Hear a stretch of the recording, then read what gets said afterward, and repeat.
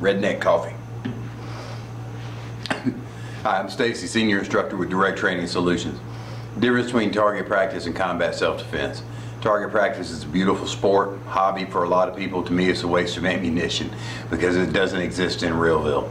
Being able to stand on the range with a perfect environment where your grip is perfect, there's no stress, you're not challenged, your hair's done right, the wind's not blowing, you're holding your mouth right, and you're drilling them down the center of a target. That's nice, but that's not real life. The difference in combat self-defense is that we take the real situations we're going to find ourselves in where we may have to defend ourselves and our family. That may be a position of getting out of your car, which doesn't happen on the range. Walking through a grocery store, which doesn't happen on the range. Having your door kicked in, which doesn't happen on the range. Combat self-defense is a practical approach, and I'm going to demonstrate that in 1 second.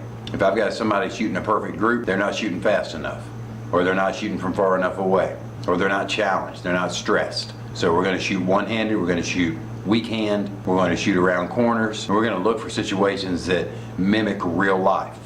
That's the difference between target practice and combat self-defense. Let me demonstrate real quick.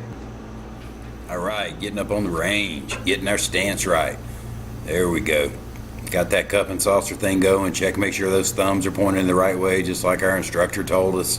Very good. Not managing recoil, but that's not important. Know why? Because we look good.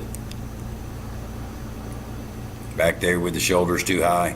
All about blowing the center out of a target. That's not real life. Real life's a retention holster for survival and breaking concealment. Being able to do it with one hand. It has to be done with one hand, because this hand out here is going to save you. Firearm in tight when needed. This hand is also going to save loved ones and individuals behind you.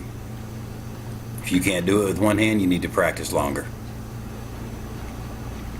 Retention, something else to manipulate. It's not going to happen without practice.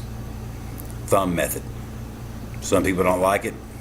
In my opinion, it's because they don't spend enough time with it. You got two hands. One for the firearm. This one right here will save your life just as much as the other one will. You're going to create that distance. You're going to come out. Just an example of techniques in combat self-defense. But you cannot, in any way, shape, or form, rely on your weak hand to remove your garment. It doesn't work like that. You've got to have it. You got to get here. Let's train.